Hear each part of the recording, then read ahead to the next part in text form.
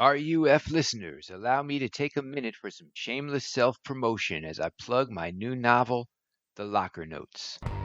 It's a shameless, brutal, yet sentimentally heartfelt tale of rock and roll suburbia during the 1970s. A comedy about the absurdities of early childhood, friends, enemies, peer pressure, drugs, politics, pathetic school crushes, and a whole lot of rock and roll, rock and roll, rock and roll. The Locker Notes unfolds before the backdrop of the music, movies, television, fashion, sports, and world events of the 1970s, all seen through the eyes of a child during simpler yet turbulent times that are marked by an ever present sense that something inevitably horrible is just around the corner. The Locker Notes. Every generation lives at the end of the world. Available through Amazon and everywhere else online wherever books are sold.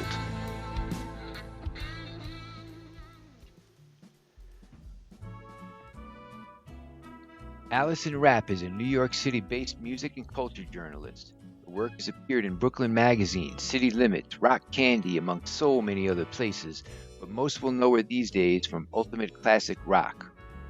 Allison joins me for this season 5 finale, and I'm glad she did because she's a Dylan fan and I'm a Dylan fan, and it's all about Bob Dylan this time. In 5 seasons and 76 episodes, it's the kind of discussion I've wanted to have all along. Well, there's a rumor going around that this might be Rock Under Fire's last season, and that these guys are taking this dynamic as far as it'll go, and that maybe there are some bigger and better things up ahead. Well, I can't say if any of that's true right now, but just in case it is, all I'll say is, until we meet again. In the meantime, enjoy some Bob Dylan talk. My conversation with Allison Rapp. Did you have friends who thought you were weird for listening to the dinosaur stuff, or did you have like-minded friends who you could actually have conversations about Dylan with? I guess it was probably a little bit of both, so to speak. There are some bands that are a little bit more accessible and universal when you're like a preteen, you're an adolescent, like kind of getting into that thing, especially, growing up in the age that I did. Like lots of people knew who the Beatles were, and lots of people knew Beatles music, and lots of people knew who Queen were, and lots of people knew Queen music. So those were a little bit more like those were more accessible bands that a lot of people knew and could talk about. But Dylan, I don't think, I think I was a little bit similar to you in the sense that like I started out with a lot of those more generic rock and roll records like Blonde on Blonde and Highway 61, things that were really recognizable to people. And then it took me a little while to get further into the Dylan catalog and some of the more stuff that definitely nobody would have wanted to talk about with me for sure. I would say that, I had a friend who, when we were still in high school, her dad worked at the University of Buffalo. I'm from Buffalo. That's my hometown. And Dylan did a concert there one time for like the university students, which was kind of weird, I thought. But I remember my friend went, and she must have been like 15 or 16 at the time. And she came back and she was like, I didn't understand a word he said. Like I had no idea what that was. It was awesome because it was Bob Dylan. Nobody knew what he was saying. And then he busted out the harmonica and everyone was like, woo, yeah, there we go. That's what we came here for. And it was just, Dylan was still kind of a little bit too sophisticated, I feel like, when we were in high school and we were kind of listening to that kind of stuff. I only had a handful of friends who were into the same sort of musical realm that I was. So because of that, I mean, this is going to sound kind of stupid and dorky, but my dad was like my best musical friend, like growing up, talking about a lot of those different things. And he still is to this day. Like that's who I can talk to about a lot of those things. I mean, certainly I don't know a lot of people who can get into the nitty gritty of like Knocked Out Loaded with me today or Slow Train Coming or those kinds of things. But yes, I mean, I definitely stick out like a sore thumb at a lot of Dylan concerts and Dylan conversations like that.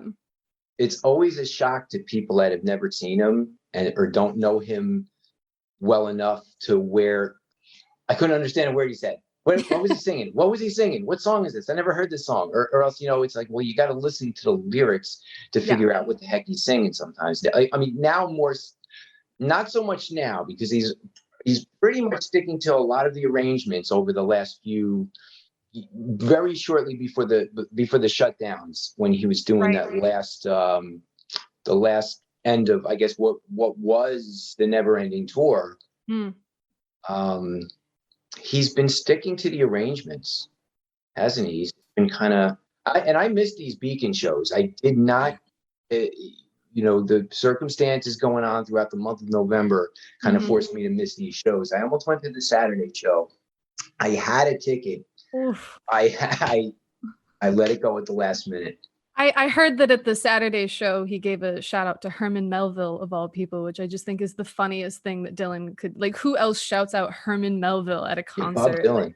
I Yeah. know, right? Like, so crazy. No, those Beacon shows were a total treat. I mean, they were really great. And it's funny, you should, like, going back to that whole nobody can understand what he's saying thing. Yeah. When I sat down before the show, one of the guys next to me, I started talking with them.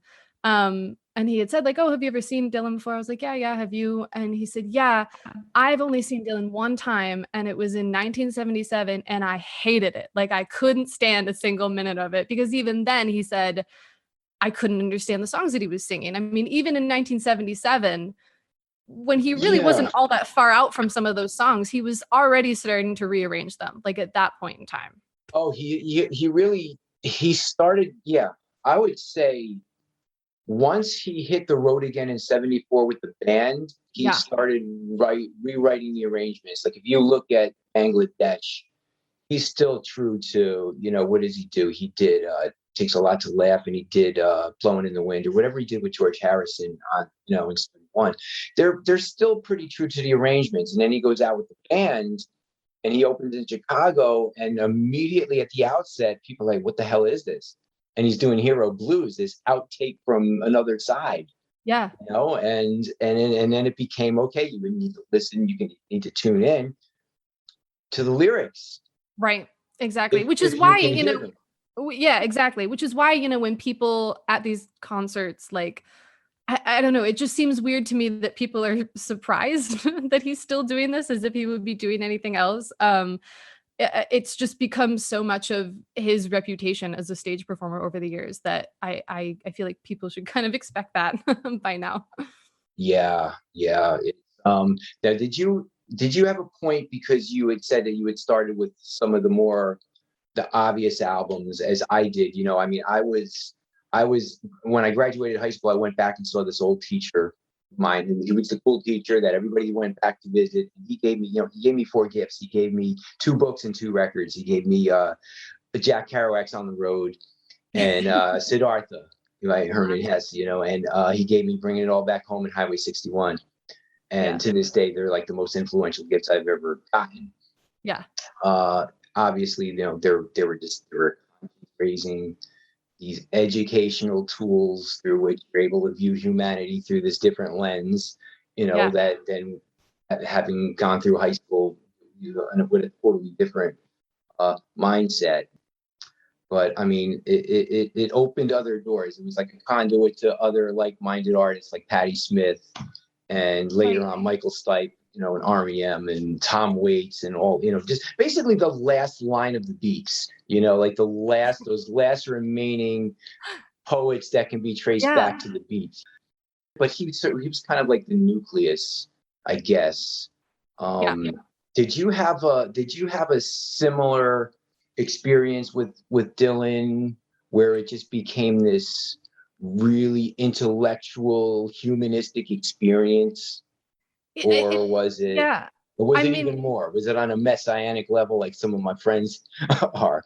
You know? no, I mean, I don't know if I'm quite there, but Yeah. I might have worked at it even slightly backwards in some senses too. Like, for example, I was talking to somebody the other day about how like, my dad was really into Dire Straits and was really into Mark Knopfler and those, like that sphere. And so I got really into him, and then it kind of like worked backwards and I found out that he worked on the Slow Train Coming record, and I found out about Infidels, and like I kind of went backwards that way, and it was like, oh, of course, like it makes sense, you know, like all roads lead back to Bob Dylan sort of thing. And then I can also remember, you know, like being a kid and my dad introducing me to the band and the Traveling Wilburys, and so everybody was kind of like surrounding, like you say, around this nucleus of Bob Dylan, so you can always kind of pinpoint back.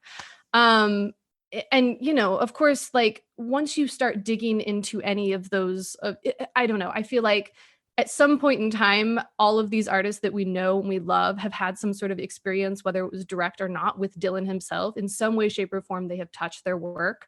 So it's kind of impossible not to fall into those connections as you start going through other people's collections. It's bound to come up. You know, I just remember the question I wanted to ask you. Was there a period after having gone through this record and this record and this record, did you ever go back and go chronologically? Is there, like with me, I have this need to understand an artist through their development and their Yeah. evolution. So it's like I try as much as I can. Mm-hmm. I mean, a lot of times I don't start at the beginning. There's always one record that somebody turns you on to, Yeah. or something like that. But then I have this thing. I don't know if it's OCD or whatever it is with me, where Yeah. it's like I try to go chronologically. And was there a point where you did that with him, or have you always just been all over the map? That's a tough question. I do think that especially once I moved to New York specifically, I started to get really into freewheeling and the first couple of records. Somebody as a gift also gave me Susie Rotolo's memoir as like a Christmas present one year. Oh, wow. And I read that and I was like, holy shit, like this is awesome. And Yeah. like this inside view. Because up until that point, you know, I think I had kind of not necessarily written off the first couple of records, but I was kind of tired of like hearing Blowing in the Wind, and I wasn't all that I was way more into the like Blood on the Tracks, broody kind of like dramatic Dylan at that point. Yeah. And I wasn't necessarily as interested in that era, but then I moved to New York and I started hanging out in Greenwich Village and like walking some of those same streets, and I read that book. And I became just like really interested, as you say, in that kind of like starting point for him and what that looked like and what that sounded like and who he was interacting with and who some of his influences were. And I started learning a lot more about, you know, some of the theatrical things that he was into and the political activism things that Susie was introducing him to. And just this like really crazy foundation that set the stage for all of it. I think a lot of the later records ended up even making more sense after that. But those early, I mean, there's like freewheeling is a lot more complicated, I feel like, than people give it credit for. I mean, like it's one of those early records that you kind of think, okay, like he's finding his stride, but there's a lot of like nuance to that record. And I didn't really think about that until I went back and revisited it. Yeah, there's a lot of in freewheeling. I would say more so. I mean, I'm talking from a vinyl perspective, you know, because I think in vinyl. So I'm thinking of side two. When you get to side two, all of the references, and it's like I mentioned Woody before. I liken it to Woody Allen because watching Annie Hall at the age of 20, that movie led me to people like Fellini and Ingmar Bergman and Marshall McLuhan and all these people. And Dylan name dropped a lot of people throughout a lot of those early songs. And it's just basically this all of these cultural references. Think back of freewheeling, like it was one of those records that, and I mentioned this before on the show, it just made you feel smarter. And I don't know if it's, you know, maybe it was just the music I was coming out of, but it was just the right time, right place type of thing. You know, it was an election year. I had graduated high school. I was just starting college. I was just starting to read the New York Times every day. You know, I just jumped into this world of like like human intellect and culture and the arts, and Bob was like the center of it. You know, and I was hanging around New York City for the first time and just discovering all these places for the first time and going through the Village, and Bob was here and Bob was, you know, yeah. So I get it. It's it definitely offers that kind of like historical perspective that I can't really compare that to a lot of records at the time. There really wasn't a whole lot like it. Do you have any particular favorite period of Dylan? Favorite period? I mean, this might sound like a little bit of a cheat answer, but like I love the Dylan that is touring right now. I think this is such an incredible I mean, everyone's been talking about this, so I know I'm not the only person to say this, but his voice right now sounds better than it has in decades. Decades. I don't know what he's been doing. Maybe he like didn't talk for the whole pandemic or something, but it sounds I mean it's still Bob Dylan, mind you. I mean, we're not talking about like some sort of Broadway singer or anything like that, Sure. but it really sounds incredible. And I don't know, to see him up there at 80 right now, I feel like he's in this it sounds kind of cliche, but I feel like he's in this almost third act of his career, so to speak, where he is just now entering this like phase of being really authentic and being written. Not that he never, wasn't that, but he just seems really comfortable in the position that he's in right now, and it comes through on that record and on stage. So I don't know. I mean, I'm really excited to see what the next couple of years. He's going to be on this tour for years, so I'm really excited to see what happens.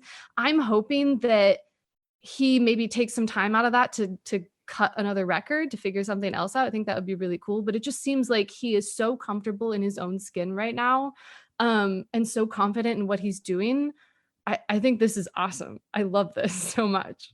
I'm glad you said all of that, because as I've seen dozens of shows over the years, and I stopped seeing him for a while. Mm. The shows were getting very predictable for a while, and I'm talking, this was around 2003.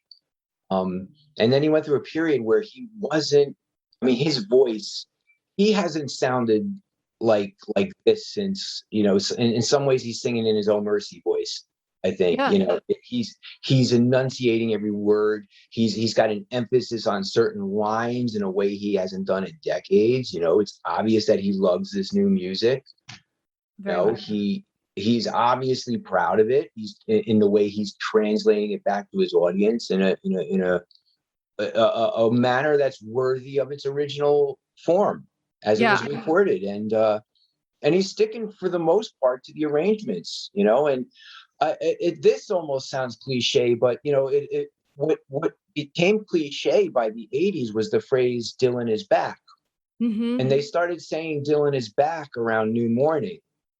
And then Dylan was back again for Blood on the Tracks. And then Dylan was back again for Infidels. Mm-hmm. And then Dylan was back again for Oh Mercy. You know what I mean? So Dylan is back.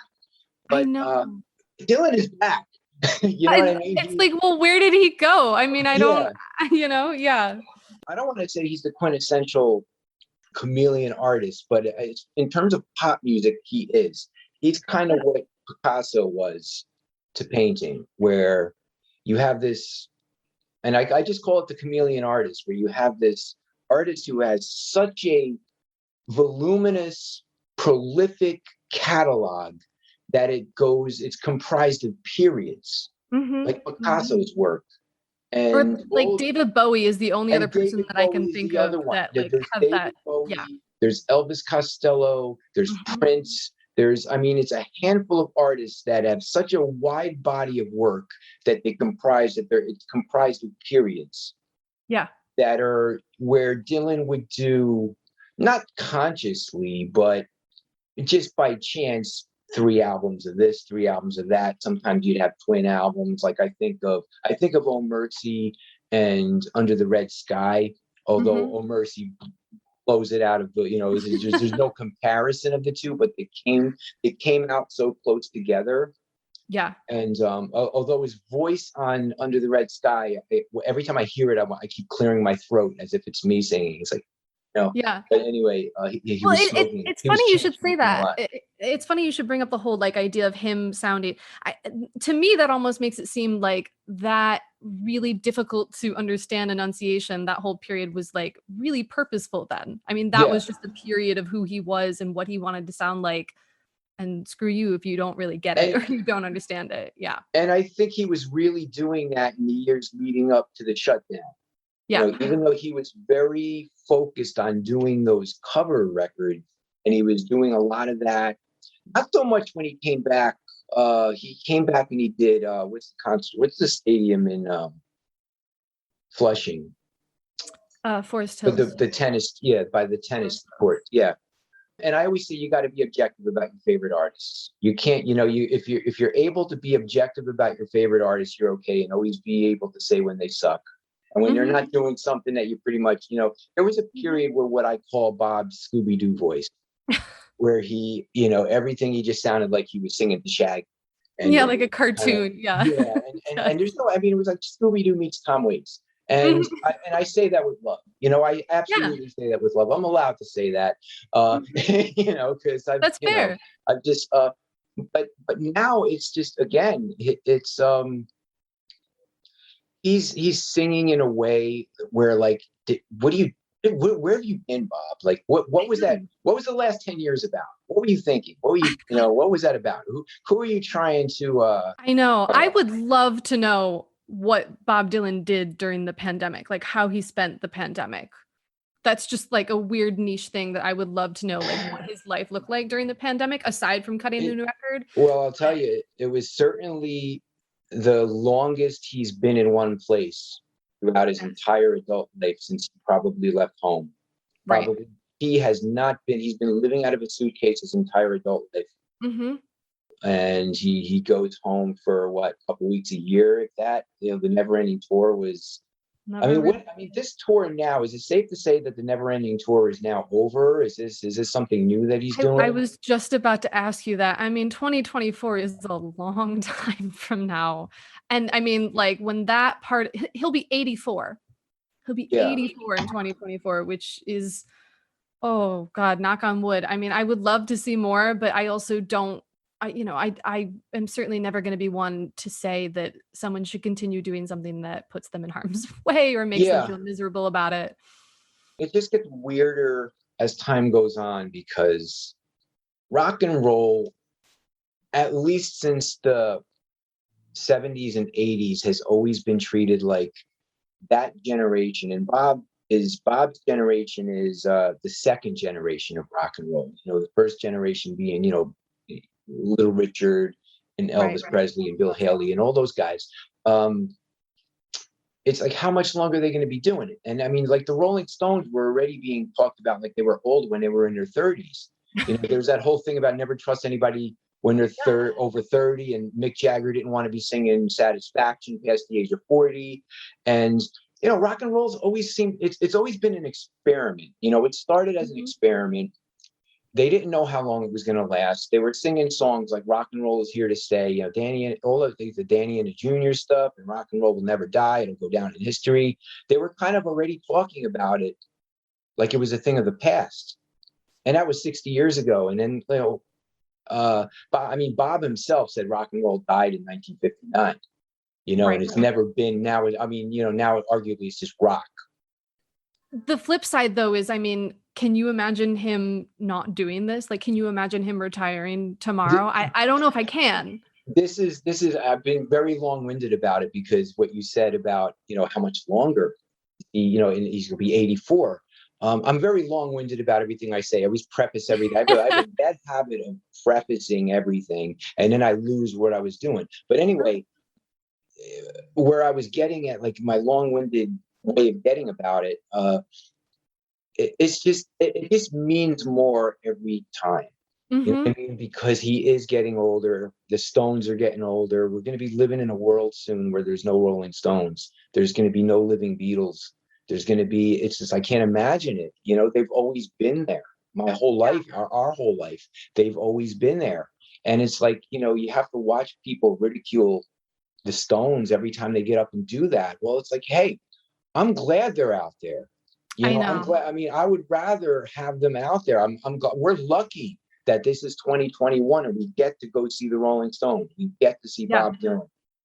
I mean, a guy like Bob Dylan only comes around every 500 years. I mean, this is, Shakespeare's in the alley, man, and you can go see him. Mm-hmm. It's kind of like, I don't know. I mean, maybe with the exception of Leonard Cohen, there's no real parallel to Bob Dylan in terms of And modern pop music. Even Leonard Cohen kind of hit a point where he was like, this is kind of gonna have to wrap up here, because like it's exhausting. Yeah. I would love to see something else beyond 2024 if that's at all possible. But if this is the last tour, then I'm glad I caught it, and I might try to catch it again before It's it like ends. you said, he's entered a new phase, and Yeah. there was that period that kind of, it began where it began with Time Out of Mind and went through about 3 albums, where Time Out of Mind and Love and Theft and Modern Times, and to an extent, there was one record I wasn't too crazy about, Together Through Life, and to an extent, Tempest, where it was like that thing where a lot of the music sounded similar, like they were of the same family, but with certain brother and sister albums, I guess they were all part of one, if that makes sense. Kind of like bringing it all back home in Highway 61 kind of sound like they could be the same record. Right. He's onto something new, but I mean, the scope of the magnitude and just the scope of the content in the lyrics. I mean, he's just brushing through art.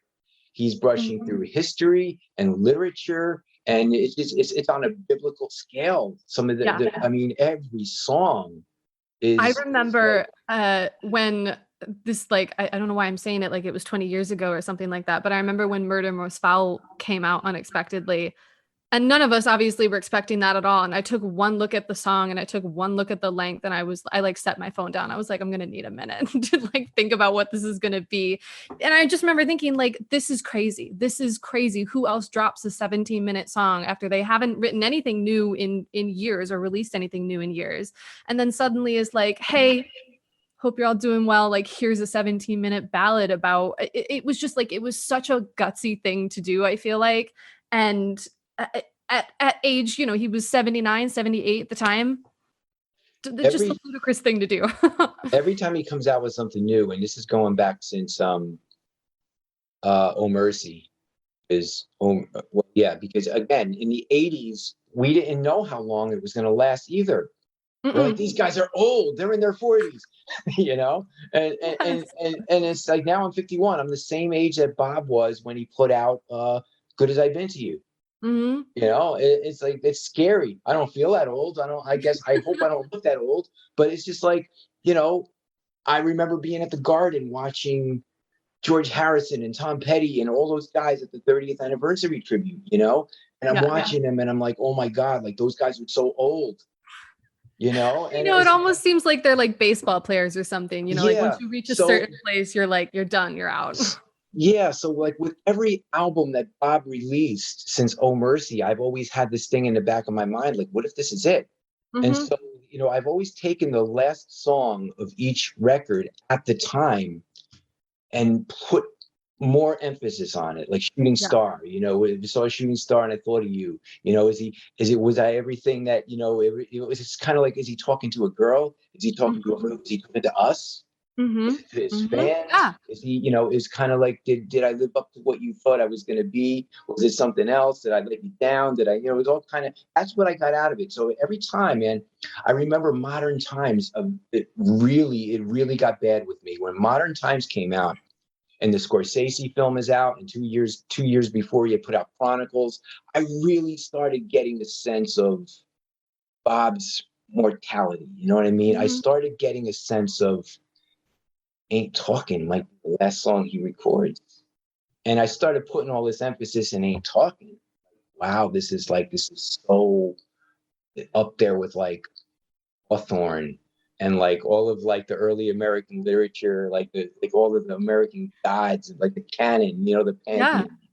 And I'm like, this is the way Bob's gonna go out, you know. And do you do that with other artists as well, or is that a Bob Dylan thing? Not so much. Bruce Springsteen is my 3 favorite artists are Bob Dylan, Bruce Springsteen, and Patti Smith.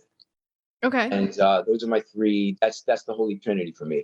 And Michael Stipe, like REM, like I love REM. I love Michael Stipe and his writing and just you know, everything about his musical sensibilities. And he's really connected to that. He's connected to the source, as he says, the source. You know, it's that conduit into something much higher. And it's just interesting that you like place a heavier emphasis on well, I guess we all kind of do it, you know, this like we read a little bit deeper into Dylan lyrics just inherently, like by the very nature of who he is, what his writing is.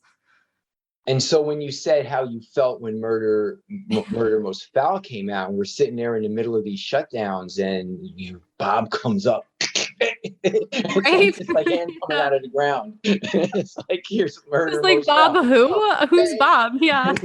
He's like climbing to the surface.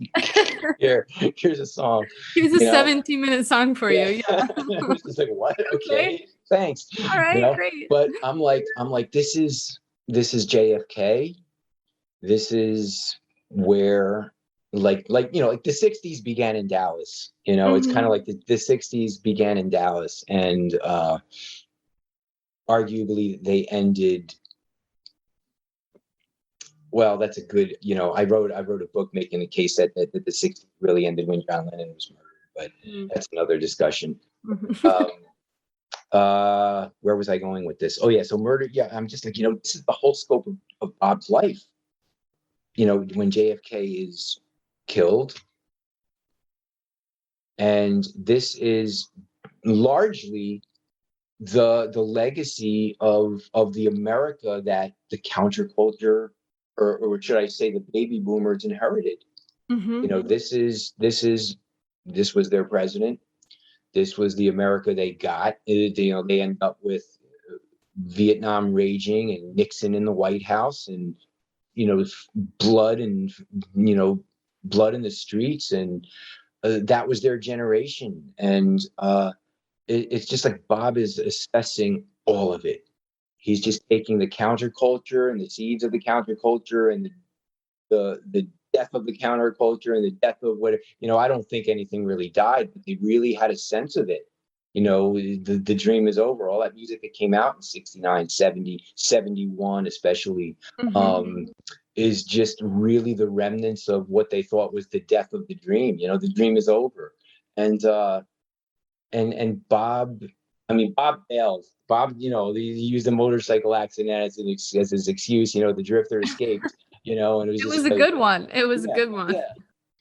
But that was the sense I got with Murder Most Foul. Like, he's just summing it all up. Yeah. And maybe he's saying bye. I'm glad he wasn't.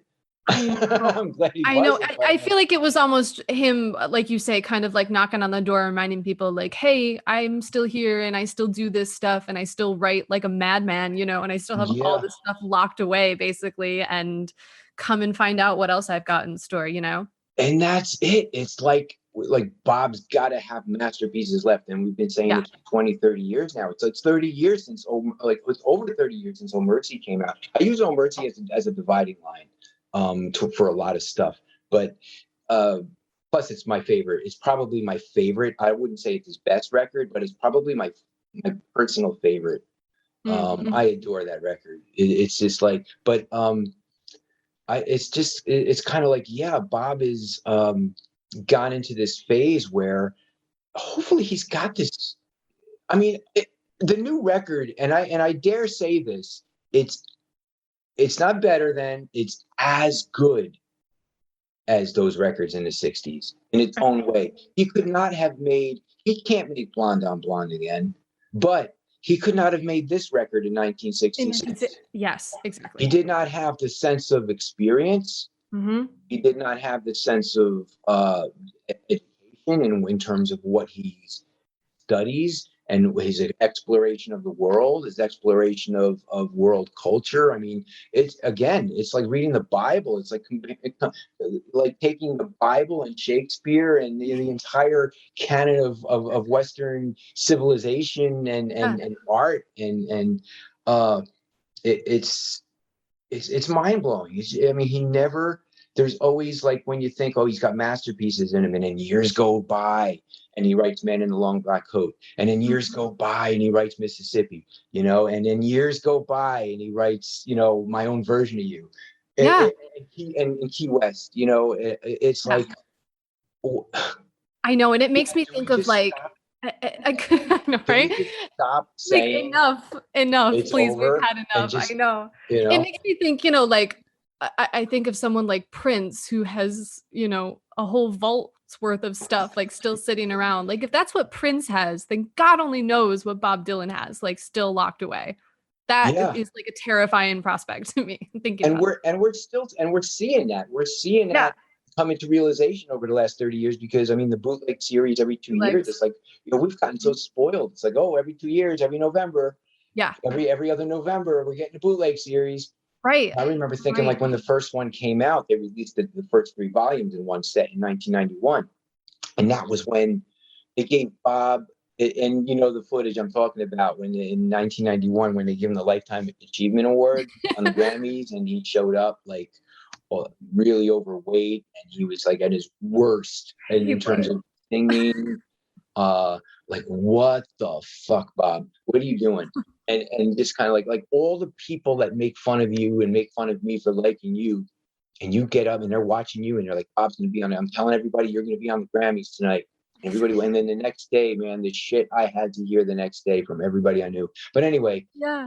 What was my I feel point? I feel like people, this is just like a quick side tangent, but I feel like people also felt the same way. Like after the Nobel Prize thing, everyone was like, oh boy, Bob Dylan, like, blah, blah, Yeah. blah. And then the like hate and the just like barrage of comments that lots of Dylan fans got after, you know, he refused to go get that. I just feel like, you know, oh, you were set up for this, man, and you like, you couldn't do just the one thing. But his, you know, ultimately the speech, it wasn't so much speech, but remember he had to do an essay. He had to write an essay, and he started like lecturing us on like Melville and Moby Who Dick. else did, like, that was crazy. Yeah. That was really. And then there was another thing I discovered, and I don't know, I haven't, for whatever reason, I haven't seen this thing make its way around the internet so much at all, really. It was his acceptance speech for Music Cares a few years ago. It was when Jimmy Carter presented him with this thing, and we never saw the footage, but there is like an audio of that acceptance speech. It's the greatest thing I've ever heard him in terms of being open in front of a public audience. And I'm saying to myself, and I'm listening to this, I got to find it. I have to find it because I lost it about a year ago. But this speech is out there. He was on stage, and he accepted this thing. I don't know what year it was. Maybe it was 2018, 2017. Do you know recently? What I'm talking about? Okay. Yeah, this was recently. It was a Music Cares award. I don't know if I've seen that. He's talking about all this. I mean, and I'm saying to myself, this is Chronicles 2. This is Chronicles 2. That he was writing Chronicles 2, and he probably decided to scrap it. And now he's using it as an acceptance speech. If I find it, I'll forward it to you. I'll send it to you if I can find it. That's interesting. Wow. But it's like, I forgot where I was going at with this, but it's kind of like he's in this new phase. I hope that I like to think he's in a new phase where these albums, you know, we always talk about the Holy Trinity, like the Bringing It All Back Home, Highway 61, Blonde, and it is everything they say it is. But I think of the same way. I think of it the same way with Time Out of Mind, Love and Theft, Modern Times. I think those albums are as good in their own way. You know, it's Bob in his 60s, you know, and it's Bob in his 50s and 60s. Now, I mean, I don't know what this is, but I like it. You know, I know, and it's interesting. You brought up earlier, you know, this idea of the arrangements of these particular songs on the tour, which he's sticking quite closely to the record, which people love, and it's really great because obviously it's great on the record. But I'm wondering if, you know, there's going to come a point in the tour where he decides to switch things up more, if he decides to rearrange even those songs. I'm not sure. Because I feel like, you know, the second that you don't think he's going to do that is the second he's going to bust out some sort of like country bluegrass version of I Contain Multitudes, and everyone's going to be like, what is this? And it's going to be great. Yeah. I think he's got some shocking moments in him still. Yeah. I always say, well, what's Bruce Springsteen going to do? But, you know, Springsteen started doing a lot of the stuff that his audience wanted for years, all this kind of stuff, and pulling things out. And Springsteen has always done that on a live basis. Bob, all he's got to do is write a new song, and if it's, you know, there are masterpieces in him. I think he's got. I mean, I don't like to predict what Bob is going to do, because Bob, you know, Bob is the one. I'm always wrong. Yeah. You know, you're always wrong. But I've been getting very bold in my predictions. I have a friend who was, you know, did the Beacon shows, and I made a very wrong prediction. But I just went out there and I was like, you know what? I have this weird feeling. I think there's something like, in your opinion, what is the most shocking thing Bob could do live right now? Ooh. What would totally shock his audience? Like, holy fuck! Like you walk out of there like, oh my god, it happened. I guess obviously the further back you would go, the probably more shocking it would get. But I also feel like it would be insane if he like did something more, like if he covered Springsteen, for example, or something like that. Like Yeah. at the Beacon show, you just reminded me, like at one of the last Beacon shows, I think it was the Sunday show from this last run. There was some guy in the audience who called out like "Born to Run," and Dylan like joked about it on stage, which is something that he usually doesn't even do anyway, like reply to people in the audience. But he like laughed and he was like, "Oh, haha, you should probably go to Springsteen on Broadway," which is just funny to me. Yeah, I heard that. Like, yeah, I that heard he that. like that subtle dig at Bruce. I heard that show. I know, and but also like, okay, what if suddenly he one day just launches into Born to Run? You know what I mean? Like, I feel like that would be insane. There was a show he did in 1990 when he was playing Toad's Place in Connecticut, and he did Dancing in the Dark. And it was this weird club show where he played for 4 hours. He played like 5 sets. It's the craziest. It's one of the crazier shows Bob has ever done. Weird night where he did. I wasn't there, but I remember hearing about it. And now it's, you can find it on YouTube. It was a 4-hour show where he did like 4 or 5 sets. And out in the middle of it, he came out and Dancing in the Dark. But, oh my God. Yeah. I guess I just thought of one other answer that there's a lot of things that would shock me, but I'd also be really shocked if he did a Traveling Wilburys song. I think that would be nuts. There's another one. I would love to hear that, but here's what I think. And again, I'm probably 100% wrong, but I would never dare say this. I would never have any reason to say this, but I just have a feeling Bob knows he could do whatever he wants. Mm-hmm. I have a feeling at some point, especially since he's sticking to arrangements and there's only one way to do it, I have a feeling at some point we're going to see Sad Eyed Lady of the Lowlands. Maybe. I think it's going to happen. I think it's going to happen one time. And then that's it? And then it's it. And if you're there, you're there. That's why I had this weird feeling. I was like, if he's ever going to do it, he's going to do it in New York.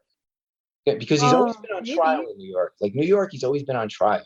That's true. I feel like he maybe just didn't have enough nights he only did 3 nights, and usually when he's at the Beacon, the run tends to be a little bit longer. And yes, you're right. Maybe if he had a couple more nights to like deviate from the set list a little bit. He's really being stubborn with the set list. Like I understand. Like again, I wasn't there, but I know. Like, did he not do encores? I think it was your review that I read. So he didn't do any encores, like you said. So he just like basically put every grain of sand into the main body of the set, and that's it. Yep. Mm-hmm. Lights out. Lights out. Yeah, I know. I'm not. Maybe he's just tired. I don't know. I feel like, was that the case? That's been the case through the whole tour. That was not just a New York thing, and as far as I know, maybe I'm wrong on that. See, I had seen the set list and the encores, which I could have sworn strictly said encore, every grain of sand, it takes a lot to lift. Okay. But I'm not entirely maybe Lovesick, and Lovesick was in there for a few days, I think. Unless I'm mistaken. I might be mistaken, but I could have sworn Lovesick was in the encore, that he was doing a 3-song encore, but I might be wrong. I'm not sure, but I do definitely know that there was it was every grain of sand, and then that was it. Like there was not there was not even a chance. Wow. And it's just like kind of like, one thing I've never done is I was never much of I didn't really listen to bootlegs. I did a lot of shows, but a lot of, it's like Bob has always been hit or miss. It's either really great or just not too Everyone great. says that. And I don't think I've been to I don't think I've been to a missed show, but I don't have as much of a repertoire of shows to compare it to. But everyone says that exact line. I remember there was a period where I said, this is my last, and granted, I'll give him this. I've seen him in New Jersey a lot, and New Jersey gets the standard greatest hit show. You know what I mean? Whereas in New York, again, why do you think that is? Because he's playing to, I think, if you ask me and my, my stupid, snobby, elitist mind, it's that he knows he's playing to suburban kids who kind of Okay. I don't know. Maybe it's just a demographic thing. I don't know. Yeah. I think he thinks maybe that's what they want to hear, or if he Okay. goes out into the suburbs and it's And just he kind of thinks like he's got these a are people deeper with audience of some like, kind in New York. yeah. Whereas in New York, it's more of the culturati. I Okay. don't know. Yeah. Yeah. I don't know. I don't know. But it's like he's always made an extra effort in New York because he knows like like the New York media is there. There are Yeah. more People celebrities love him. there. There are more of Yeah. his peers there. He's going to That's have, like, true. I remember going to see Bob at the Beacon in '95, and I sat behind Lou Reed, Maritza Tomei, and George Oh Clinton. my God. The That's three of crazy. them, the three of them were sitting together. And I I was know. like, I was like looking around the night that I was there. I was like, Martin Scorsese is probably here. Like, yeah.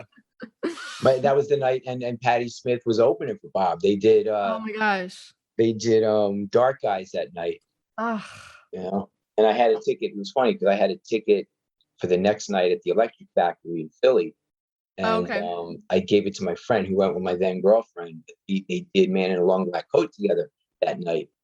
Ah, I went to, so stupid good. me. I was 25. I just started a job and I went to a work party. Oh, you chose work Yeah, over Bob Dylan. yeah, I did. I did. It was Don't crazy. ever One of do the that. stupidest things I ever did, you know. But Oh my gosh. the Beacon shows, and I read your review. So the whole Beacon thing was. There's so much history there. I don't know if it Yeah. was in your review or just something you posted, but it was just like you were talking about history of Bob Yeah. Beacon and just how it's become such a historic place for him. I don't know. I don't remember if that was part of your article or if it was just I something mean, you were I saying think, or some other conversation. yeah, That you did that's on the just show. something that, I feel like anytime Bob is at the Beacon, you kind of have to remember and you kind of have to take note of just no matter what. I mean, that has kind Yeah. of been his place now for so many years. It's difficult to imagine him doing anything else. I don't really know where else he would end up unless the Beacon, God forbid, like catches on fire or It, something. He has to go somewhere else. But I just can't envision him in another set. Like maybe Radio City, maybe, but even that's still kind of, he I don't know. hasn't done it my first Bob show was at Radio City in Mm. '88, but I don't know that he's been back. I don't think he has been back. I'm not sure. I know that I'm pretty sure the first time he was at the Beacon was in '89. Um, Yes. and then, I mean, yeah, I don't think he 89, 90. Radio Yeah. City. And I can't say I blame him for it. I mean, I would prefer to go to the Beacon over Radio City myself. So Yeah, it was that was my first the first time I saw him. It was the beginning of the Never Ending Tour. He yeah. was about 2 months into it. He had G.E. Smith. It was that group. Mm. But yeah, you're right. Now that you mention it, it's like I've seen him at the Garden. I don't like seeing Bob at the Garden because it's too loud, it's too echoey, it's like You it's lose not. all of the like specialness of the whole thing that way. Yeah. But I None of remember him going to the Garden. It was Joni Mitchell played with him that night. It was what? yeah, it was that period right after Bob got sick in '97. Like he Wow. got sick in '90s. He had a really bad health scare right before Time Out of Mind came out. Yeah. And we're like, oh my God, is Bob going to live? It was something with his heart. And he was only 57 at the time, I guess, 57, 58. But Time Out of Mind came out, and I think he kind of had a new lease on life then, because that was where he started talking to the audience. There were Okay. years where he didn't say a word to the crowd. He'd go in and play his set, not one word, nothing. Right. And then I remember him saying this. I remember him saying, like I've spent so many times in this building. And I used to play here all the time. And I never appreciated it. And I sure do appreciate it now. He's like, I want Oh, to that's thank so everybody for touching. all your support. So this was like '98. Wow. But that was the last time. No, I'm lying. No, I'm not lying. I'm wrong. There was one other show that I saw of him at the Garden in 2002, and that was when he did The End of the Innocents by Don Henley and Brown Sugar and he did That's the kind of crazy thing I want to see again. Weirdly. He did Mutineer by Warren Zevon. Oh, that's crazy. So crazy. And it was the first tour. It was the first part of the tour. It was the first time he came out with keyboards. It was when he stopped playing the guitar. And it was when he had that checkerboard stage. It was just a weird time for him. But no, but again, you're right though, because most of the shows have been at the Beacon. There was once at Roseland where I saw him with Sheryl Crow. I don't even know if he does Forest Hills anymore. I don't remember well, no, that's not true. He did that a few years ago, but I'm not sure if he would. It was the first time that he did it since forever, right? Right. That was like decades. 65. Yeah. It would have been. It was the same. I remember reading. Yeah, it was the last time had been like right before the Newport incident, essentially. Yeah. Wow. Yeah. Which was crazy. So I don't know if he would go back there again, but it just seems like I said, he's really comfortable at the Beacon, and everybody else, like the band, is very comfortable. It's a really, it's just a good matchup all around. Yeah. Wow. Yeah.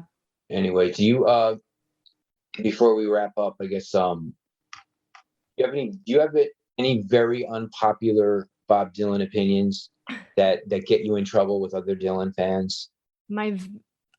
That's the interesting thing about Dylan fans, is that I feel like even the most unpopular of opinions amongst those people, I say that like I'm not one of those people, is somehow like other people will come back to, and you'll be like, yeah, I get it. Like, I agree. He's yes, love it. Yeah. I don't know. I guess my most unpopular opinion was that I do really like Knocked Out Loaded. I am a fan of that record. That's probably my worst opinion, definitely. That's where we traded. That's where, that's probably where we coincided from when wanting to be friends. No, I just have this ongoing conversation with like 3 or 4 people that, and I dare say this, and I say it with love, and you're probably lucky that you're not going to reach the computer and rip my throat out. We just got to this thing about Blood on the Tracks, how Blood on the Tracks has always been, I guess, up until at least Love and Theft. Blood on the Tracks was always kind of like this unspoken, by default, post Blonde on Blonde masterpiece. That's always the one that's almost a given. Like, you don't question it, you just accept it. You just kind of, I questioned it. Okay. And and I think we're at a point now where Blood on the Tracks kind of maybe, and we're already past this argument, because I stopped making this argument 10 years ago. But there was a period where I was getting a lot of shit because, like, how dare you? That's sacrilege. How could you? I'm like, no, I'm not saying Blood on the Tracks is not the masterpiece it is. It is a masterpiece. Right. But I'm saying maybe it's a flawed masterpiece, because I always said, I think Old Mercy is better than Blood on the Tracks.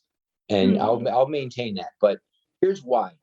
Everything special about Blood on the Tracks, everything that Blood on the Tracks has its reputation for, and rightly so, happens in the first 4 songs, and happens in the first 15 minutes. That's a good point. 20 minutes. Slow down.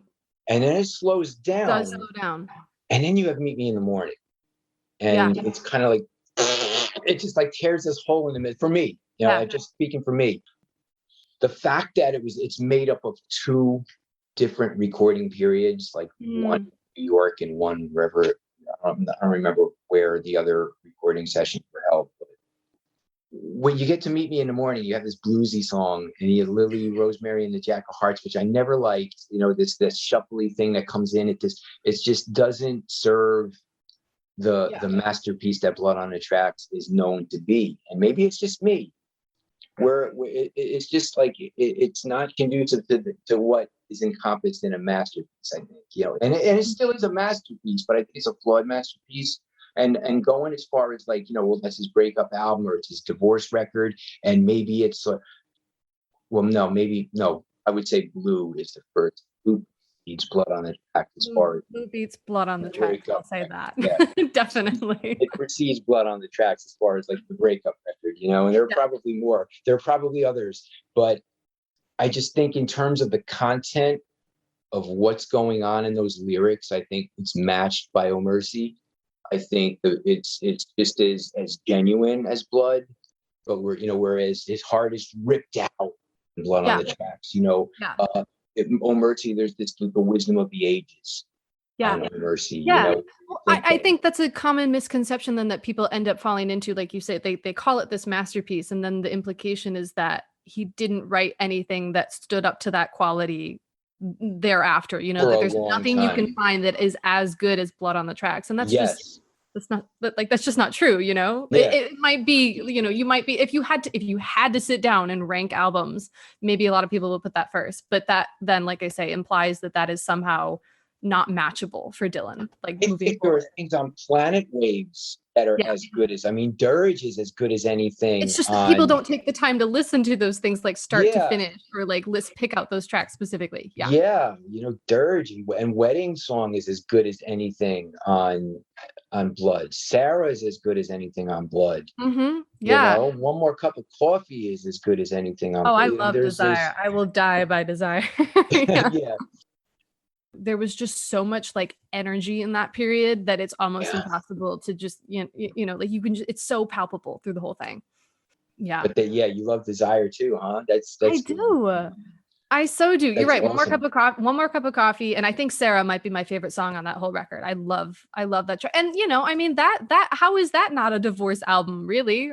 It really is. It's kind of like you almost sense like if you go through like the trajectory of a breakup, where you go through, if it's bad, your heart is torn out, you're crying, you're just like in a fetal position every night. It's like, oh, just and it's just like you go through the hurt, you go through all of that pain, and then it converts itself into anger, and then you go through anger, and then you go through a really ridiculous period of sarcasm, and all of that.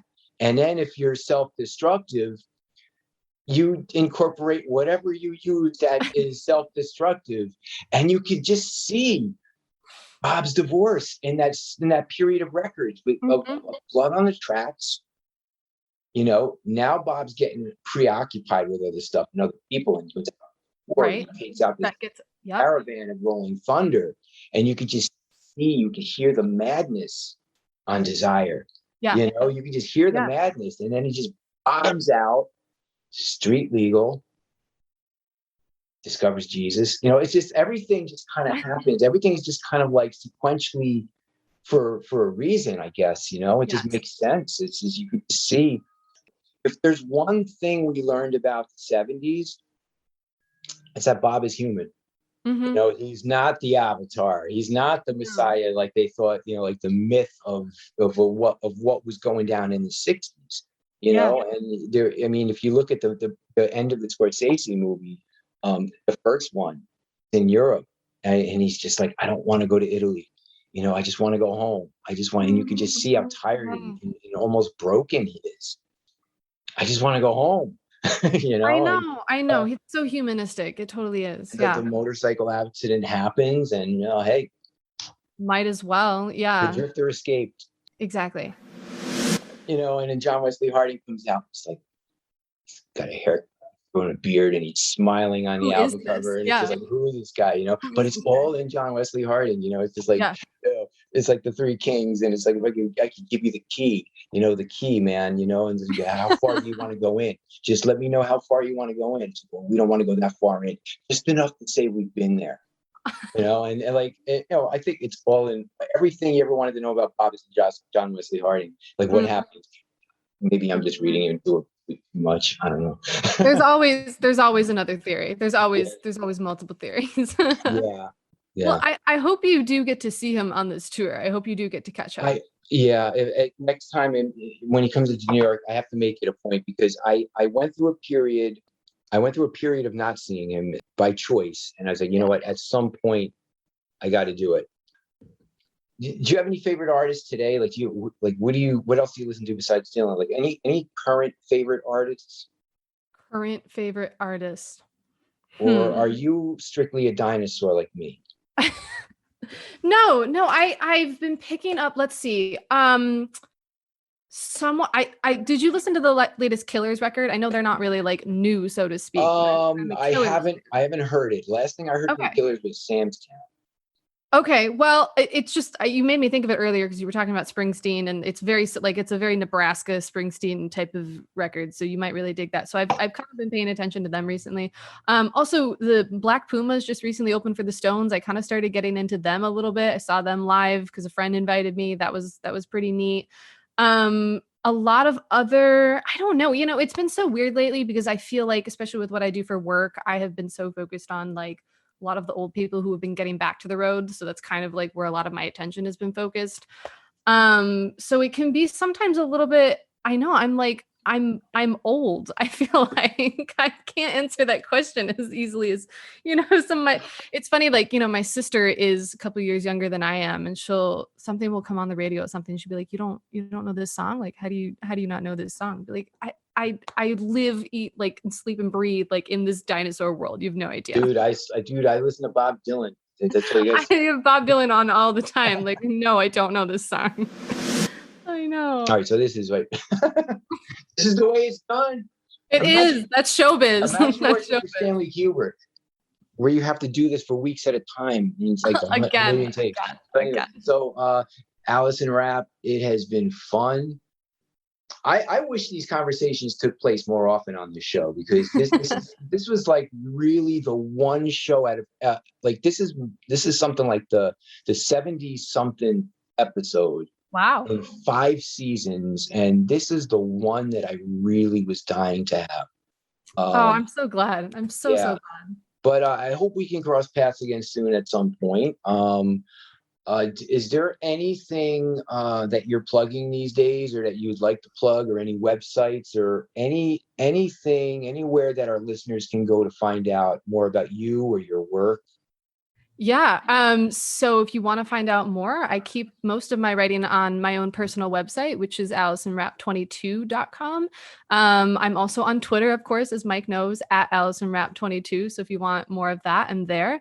And I write primarily for Ultimate Classic Rock these days. So you should definitely check us out. We're going to be covering a lot of, good stuff that goes on in 2022.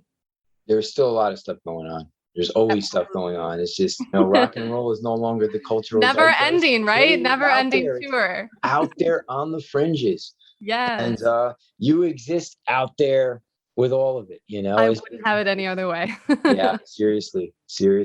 No. Thank you. Thank you. It's been fun.